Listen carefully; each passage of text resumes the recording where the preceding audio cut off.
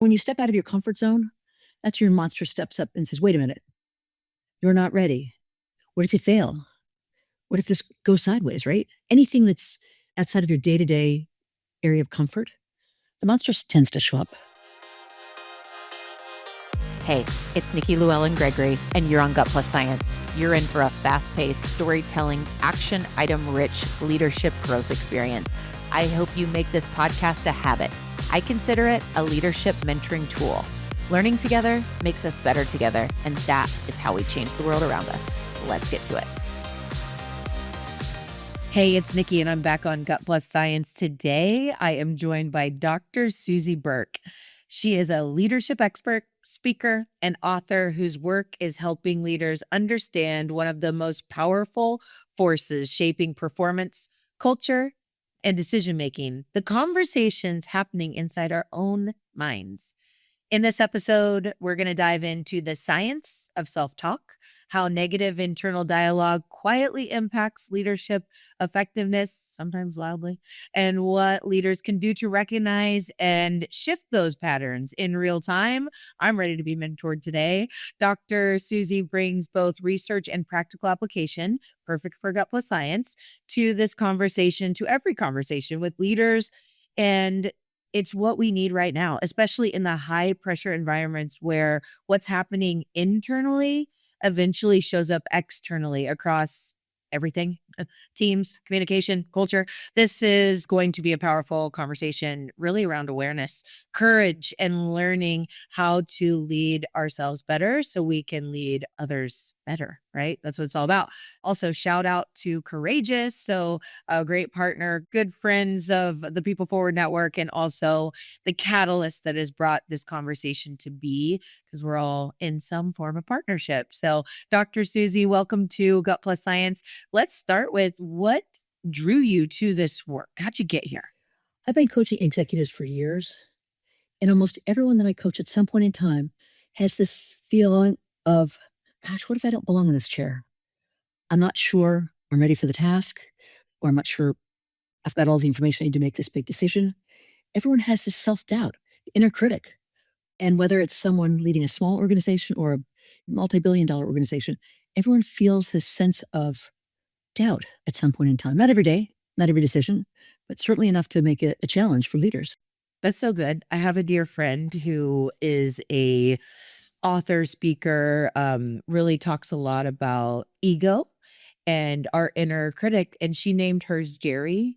And so she names this inner critic Jerry, and she always says, "Shut up, Jerry." Like she's always like, stop it, you know. And so when you name it and you understand that we all have that, you know, who's yours? Like, what's the name? And this is not real. Like, it is real, but we also need to put it to bed so that we can be, you know, courageous. And I'm just curious, like, of all things that you hone in on, why focus on self-talk in leadership?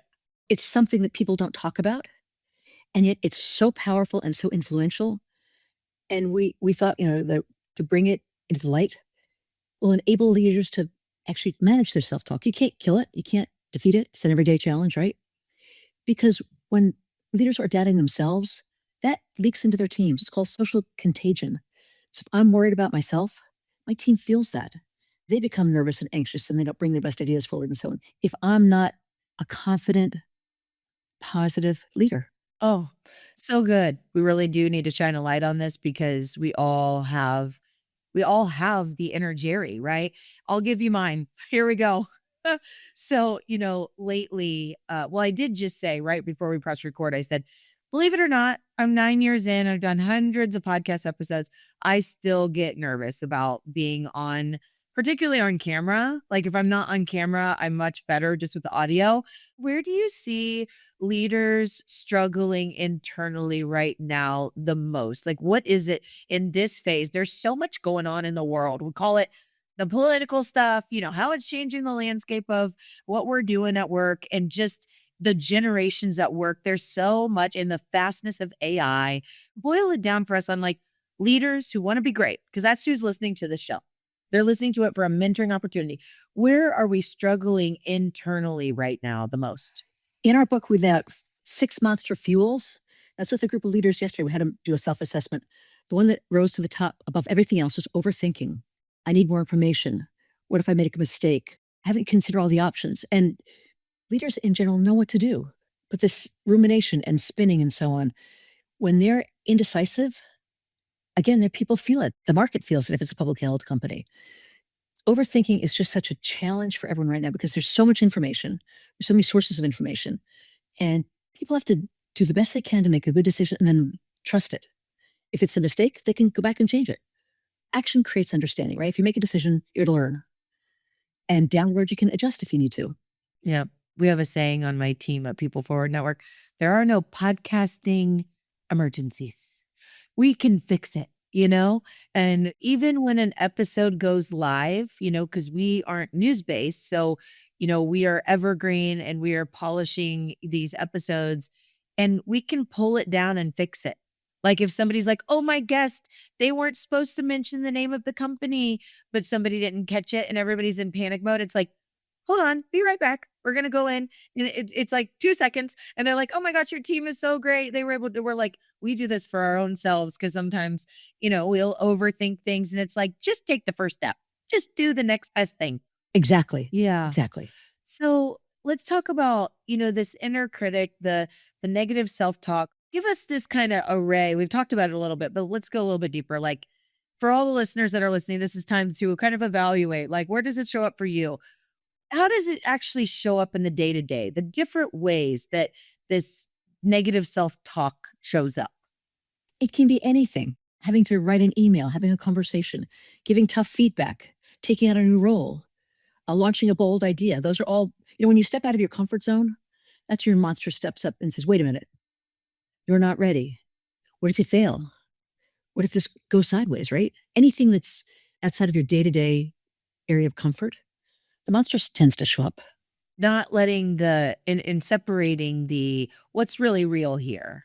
I used to tell people, you know, back in the day, it was real, and it might be now. I used to do training for LinkedIn.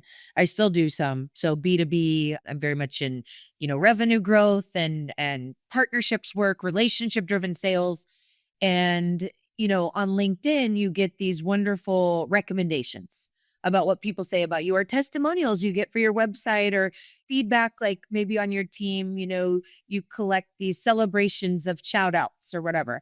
And I'm like, whether it's the LinkedIn recommendations or your little pile of note cards that people have said, people are telling you how smart you are, how helpful you are. And you know what? Those things, they mean so much when we get those, you know, sometimes out of the blue. They're so nice. The other day, one of my team members left me a voice memo just saying, "I want to let you know that you have the biggest heart." You know, it almost made me cry. Like, you just really care about what you're doing. And I really see it. And I'm like, I saved that. And I think we have to remember in those times where it's like, what's really real here? It's a hard day, but it's only today. Exactly. One of the things we talk about in the book is having a dig folder. Dig stands for damn, I'm good. And one of my colleagues, Joelle Crawford, who appears on Good Morning America, I mean, she's an amazing coach, speaker, leader, was her idea because as good as she has tough days too. And so, as you said, anytime she gets a note or an email or a text or something that says, you know what, you're awesome, just puts it in her dig folder. And when she's having a tough day, she pulls it out and says, you know what, I am good. I'm really capable and confident. It's an easy way to remind yourself that you're awesome because we are. So that's a tip for everybody listening, you know, create your dig folder. So the internal dialogue, it affects everything, our communication, how we show up, our posture, the decisions we make or don't make, you know, our team culture, the vibe you bring to a meeting, you know, is really a real thing. What is the cost when leaders don't address this? Like, let's look at the opposite side and say, man, Jerry's really getting in her head. And so you're showing up in a way that's really more of that negative stuff, right? The cost of that. A guy whose name escapes me did a study for the National Economic Forum and assessed that the cost of overthinking and negative self talk is $382 billion a year in the US alone. That's a huge number in lost productivity, in bad decisions, in wasted time, in disengaged team members. It's a huge number. Wow. And it really does affect everything. Wow. So let's talk neuroscience for a second. I love to nerd out, right? So, what's happening in the brain when we're creating this self talk, when this is going on and these patterns? Like, we have to break the patterns, right? But take us into the science side. So an idea comes in your brain through the brainstem, which is the base of your skull, and has to pass through the amygdala, which is in the center of your brain. The amygdala manages emotions. And if something is an emotionally fraught event, it gets stuck there. Your prefrontal cortex is where you're logical, but things get stuck in your amygdala and it triggers that fight, flight, or freeze emotion from like prehistoric days. Actually, one of my clients calls it his dinosaur brain. If you're feeling threatened at all by anything, you revert to trying to protect yourself. It often a physical, like we often feel our threats emotionally, like my stomach gets tight. I'm going to have a tough conversation. And it's so wired into our DNA. It takes a conscious effort to say, wait a minute, there are no monsters, no dragons coming to get me, no dinosaurs, no threats. To let something get out so that you can come up here and be logical about it. It's really interesting. And, not to go too far down the physical health side of this, but you said something about your gut there, like your stomach. I hired a public speaking coach when I was 25. I was scared to death to public speak. Oh my goodness. Like, would shake, would sweat, would fumble, but I could talk in a boardroom at that time. I grew up with executive parents that I had been in corporate America from the time I was younger. And I wasn't scared to, speak up in meetings. I was pretty far off past, my master's degree and doing all these things, but scared to death to public speak. And Jerry would get in my head, right? And I would be shaking and sweating and whatever. And my stomach, I had such issues with like gastro issues. And so, all of this is connected and that then impacts our health, stress. And then, that's what causes people to really be like, I can't do this anymore. It's a cycle. And gosh, that mind brain connection. I don't know if you want to share anything there, but it is real. It's very real. And the great thing is there's actually a simple but not easy antidote to that. Aaron Beck, 70 years ago, created cognitive behavioral therapy, CBT. It's the most widely accepted form of mental health that exists, and it's very well researched. In our book, we call it the 3 Cs. When you're feeling that negative self-talk, you have to first catch it. Your emotions re-trigger that something's happening. Then you confront it. You say, is this real? Is it actually true, or is it an old tape on replay? And then you change this, you reframe the message. And once you can reframe the message, everything changes, right, Nikki? But you've got to catch it as it's happening, confront it with facts versus fears, and then change the narrative. What's interesting to me is that our brains are plastic. They can be rewired. They can be reprogrammed. And guess what? We're the programmers. It's called neuroplasticity. So if you do this often enough, you catch it and convert and change it, all of a sudden, you're going to catch those negative self-thoughts before they come in. You change the wiring in your brain. So it's amazing. But it takes discipline, it takes courage, it takes persistence. And let's bring this to life. Give us an example of maybe you've worked with someone that you're so proud to see their transformation in how they're letting go of Jerry, right? And a real world example of what being better at this, better self talk actually looks like in practice that's really helped them. What does that look like in reality? I worked with a brilliant lawyer at a multi-billion-dollar corporation who was really doubting himself a lot. And by constant conversation, confront the reality of where's that message coming from? What old tape is playing again? Is it real? Okay, let's talk about your successes, right? You're worried about not being strategic enough, but let's go through your last 6 months. Tell me about all the times that you saved the company millions of dollars. Oh, really? Aren't those things strategic?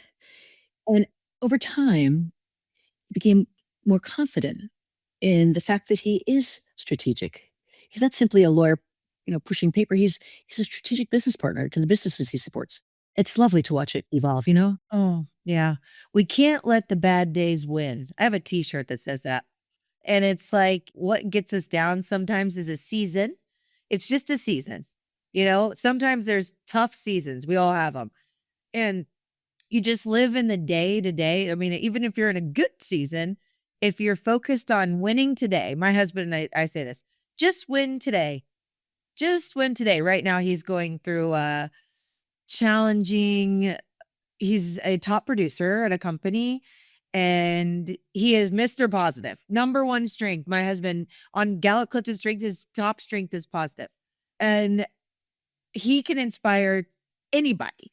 And he works around some people that are Debbie Downer, if you will, and it brings him down sometimes. So the journey, the season of figuring that out, yeah, I can tell it's taking a little toll. So every day, just in that topic right there, we have lots of other topics that we talk about this, but it's just win today. Just win today. You know, you had 5 interviews for a company and they said how great you are. And there was something mentioned about being overqualified and you're great. And, you know, that company called to say how great he was, which I thought was so cool, not just an email. And I'm like, you won today because they called to tell you how much you inspired the entire sales team, you know, and it's like lean into just focusing on today and not letting the hard days win and take us down the Jerry path, right? Because even on, you can have the crappiest things happen and still look at what was good and remember that you're really smart. You had one meeting that you were exhausted and you didn't show up exactly and you addressed it and said, "Gosh, wasn't on my game today. Can't wait to get the next shot." Right? And if somebody doesn't understand that, that's on them. Exactly, exactly. And I would say not even just win today, just win in this moment. Just win in this moment. So tell us more about the backstory to the book. Tell us a little bit more about your partnership with, you know, Ryan and the team at Courageous, like, and share a little bit about your work and the workshops you do and all that.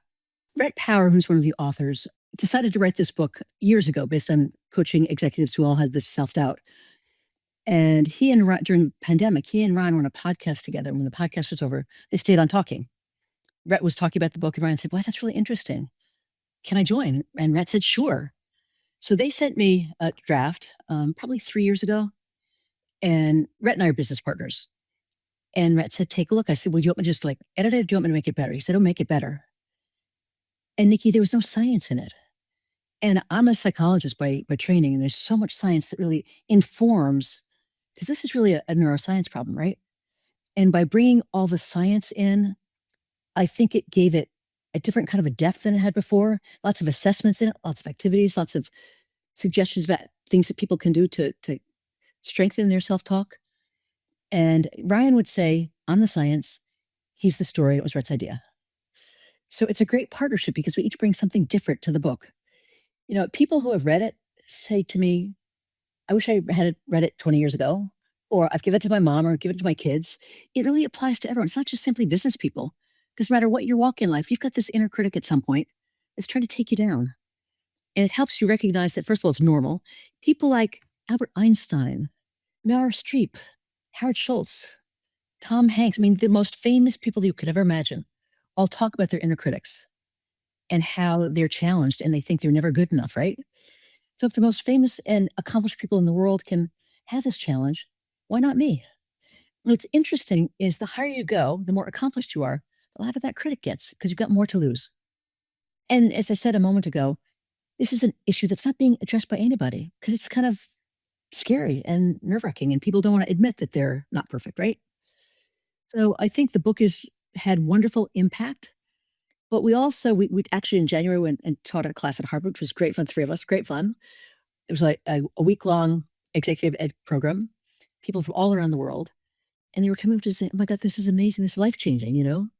And we do workshops. We do like half a day, 2 days. I mean, the best thing is do a 4-day, like a full immersion, because then you've got the time to really reflect on all of this and develop strategies for tackling your monster when your monster shows up. In fact, I was doing a call yesterday with a group I'm coaching, and they had to do their, what's your overthinking message to yourself? What would your maverick say in response? And when does that show up? And what are you going to do to change it?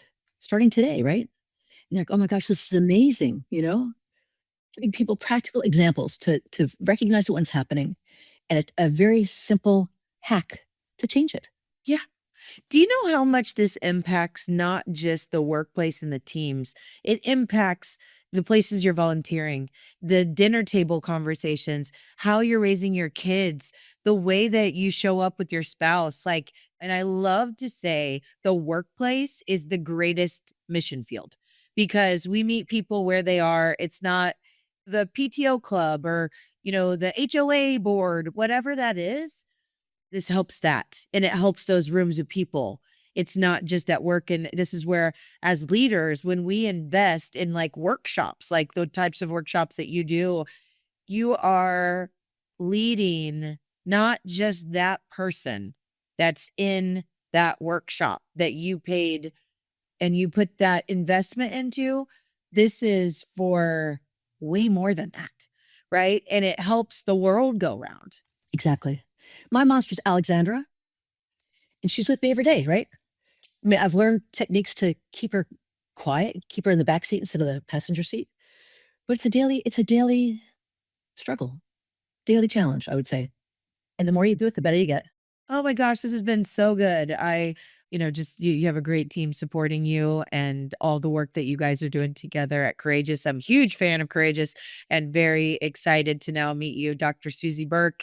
Very excited to read your book. And I think we did a really nice job today, really, honing in on how leaders can recognize and shift negative self-talk to create better outcomes for themselves and for their teams and for the world, micro, meso, macro.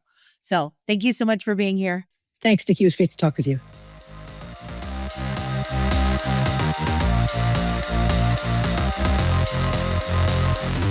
We just left the world a little bit better. Now, go do something with it.